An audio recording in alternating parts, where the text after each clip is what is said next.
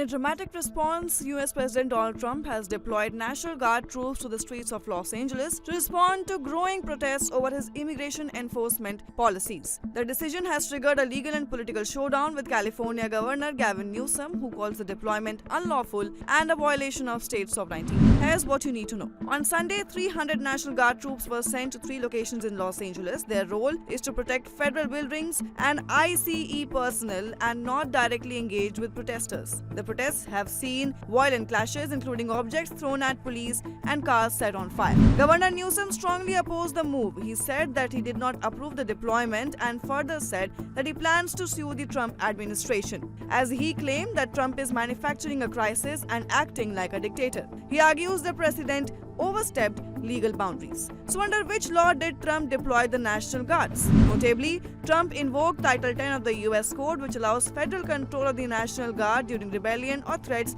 to federal authority. But Title 10 also says that such orders must go through state governors, which did not happen this time. Importantly, Trump has not invoked the Insurrection Act, which would grant wider authority. Now you must be thinking, what is the National Guard? Well, it is a military reserve force with state and federal duties. They are often called in for natural disasters, public unrest, or overseas missions. They are typically under state control unless federalized. Now, has this happened before? Have the National Guards been called in like this before? Yes, but rarely. In 1957, Eisenhower used troops in Arkansas to enforce desegregation. In 1992, George Bush responded to the Los Angeles riots in a similar manner. But in most cases, governors were consulted, unlike this time. Overall, the deployment has ignited debate over federal authority and state rights, with lawsuits and further unrest possibly ahead. The situation continues to develop, and for more updates on the same, keep watching India TV.